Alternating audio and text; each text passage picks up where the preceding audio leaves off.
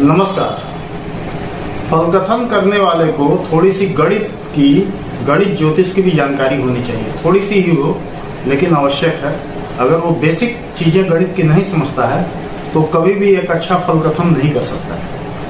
आज के हम वीडियो में आपको बताएंगे कि बेसिक गणित क्या है किसी भी लग्न कुंडली को बनाने का और लग्न कुंडली के निर्धारण करने का। एक बेसिक जो गणित होता है वो क्या है और ये कैसे काम करता है।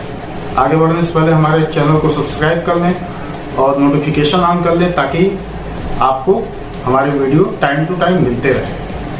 हमारी ज्योतिष में सूर्य जो है वो एक घड़ी की तरह काम करता है। जैसे कि अभी मैंने घड़ी यहाँ लगा दी है, इसमें सेकेंड की सुई चल रही है। ये सेकेंड की सुई या मिनट की सुई 60 मूवमेंट करने के बाद एक राउंड अपना पूरा कर देती है। ऐसे ही सूर्य है।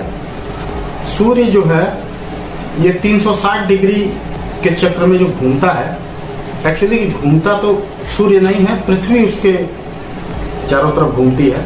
लेकिन अगर कोई भी किसी सापेक्षिक गति का सिद्धांत है कि कोई पिंड जिस पिंड के चारों तरफ जिस सापेक्षिक चक्र में घूम रहा है, दूसरा पिंड भी उसी सापेक्षिक रूप से उसी चक्र में उसके चारों तरफ घूम रहा है। मतलब अगर कोई बिंदु है उससे दूसरा पिंड अगर सीधे जा रहा है पैरेलल, तो वो भी उसके पैरेलल उल्टे चल रहा है। और अगर कोई राउंड सर्किल ले रहा है तो दूसरा पिंड भी अगर उसके पर्सपेक्टिव में देखा जाए, उसके सापेक्ष देखा जाए, तो वो भी राउंड ही घूम रहा है। तो सूर्य जो ये 360 डिग्री का चक्कर है ये 365 दिन में पूरा करता है। यानी लगभग 1 डिग्री पर डे वो मूव करता है। तो इन 360 डिग्री के इसी पथ को, जिसको भचक्र कहा जाता है, इसी को हमने 12 हिस्सों में बांट दिया है, 30-30 डिग्री के वो राशियां हैं। तो सूर्य 12 महीने में 360 डिग्री चलता भी है, तो एक राशि में लगभग 1 महीने सूर्य रहता है। और पर डे लगभग 1 डिग्री से थोड़ा सा कुछ सेकंड ज्यादा, कुछ मिनट ज्यादा एक राशि में वो एक दिन में मूव कर जाता है। अब आप समझिए कि आज मान लीजिए सूर्य जो है वो कर्क राशि में है। कर्क राशि में जब सूर्योदय होगा तो सूर्य जिस राशि में है, सूर्य पूर्व में उगता है, सूर्य कर्क राशि में है, तो पूर्व में कर्क राशि उदित हुई। समझे आप? सूर्य पूर्व में उदित हुआ और सूर्य कर्क राशि में है, तो कर्क राशि पूर्व में उदित हुई सुबह।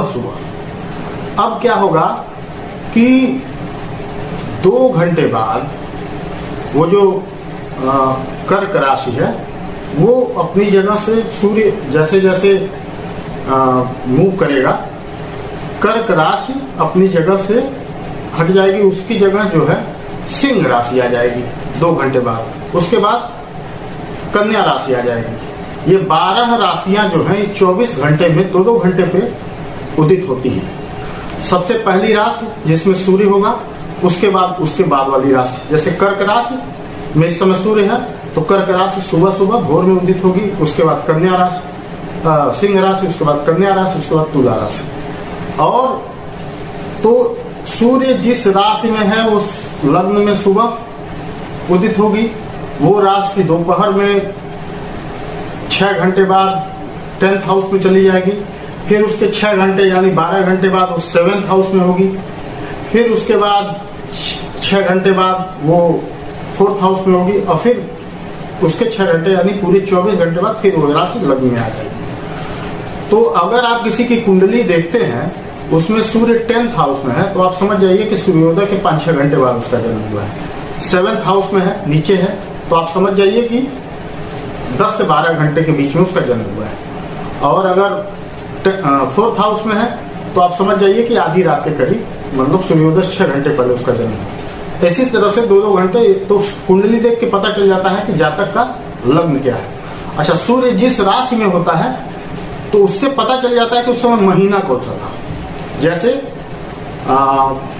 अप्रैल में सूर्य मेष राशि में होता है, तो उसके बाद 16 अप्रैल को, उसके बाद मई में 16 तारीख को वो वृष में चला जाता है, और फिर जून में वो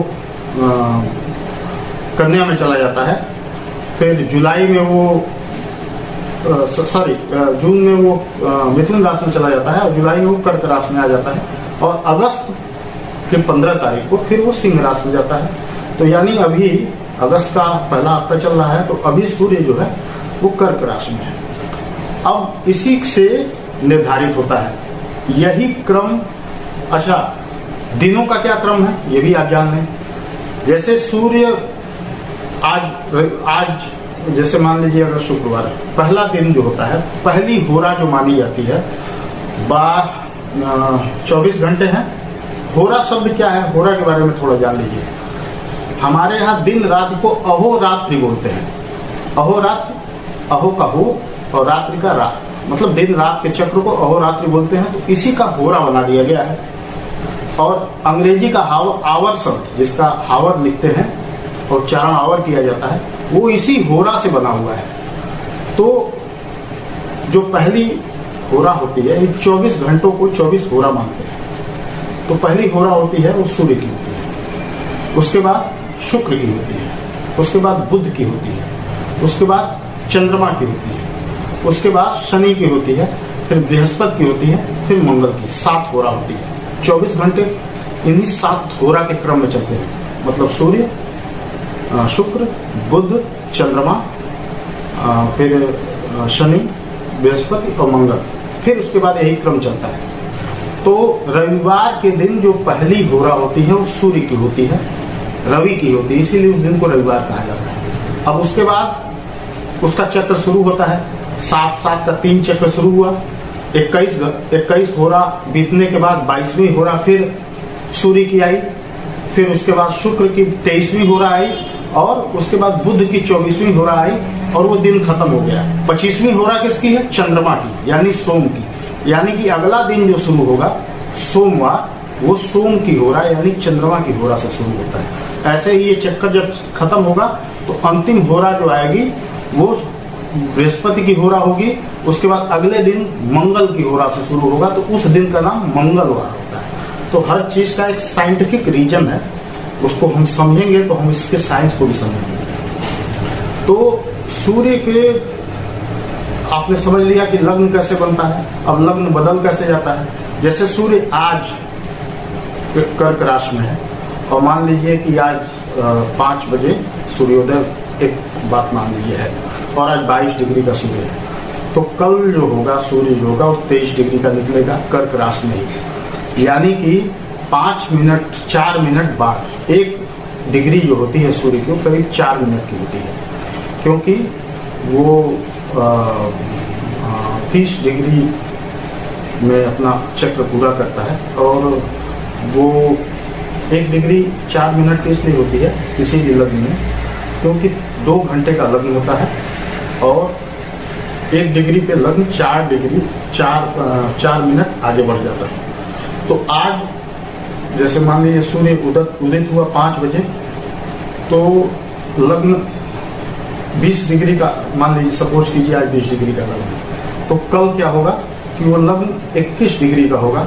यानी कि वो लग्न जो है वो 4 मिनट पहले उदित होगा। तो ऐसे ऐसे करके जब सूर्य 30 दिन चल लेता है, तो उस लग्न की 30 डिग्री बीत जाती है और अगला लग्न आ जाता है। मतलब उस राशि की, जैसे कर्क राशि में सूर्य है, वो 16 जुलाई से शुरू हुआ, और वो 16 अगस्त आते आते वो पूरा 1 डिग्री बीतते पूरे लग्न बीत जाता है। उसके बाद अगला लग्न जो है अगले राशि में सूर्य चला जाता है, और 0 डिग्री पे 16 अगस्त के बाद 0 डिग्री पे सुबह सूर्य सिंह राशि में उदित होगा, इसलिए पहला लग्न सिंह हो जाएगा। तो हर महीने का सूर्योदय का लग्न जो होता है वो बदल जाता है, और उसी के हिसाब से बाकी लग्न बदल जाते हैं। अब तो ये हो गया लग्न के बारे में परिचय, और ऐसे लग्न बनता है, ऐसे राशियां बनती हैं। अब इसके बाद हम ग्रहों के बारे में बताएंगे और अगले एपिसोड में, और वो ग्रह कैसे किस तरह से उनका कार्यकत्व है, किस राशि पे किस ग्रह का स्वामित्व है, इसके बारे में हम जानेंगे। और तब तक हमें विदा दीजिए। आज का एपिसोड अगर आपको अच्छा लगा तो इसे शेयर कीजिए, लाइक कीजिए और लोगों तक पहुंचाइए, ताकि और लोग भी इसका लाभ उठा सकें। हमारे साथ बने रहने के लिए धन्यवाद।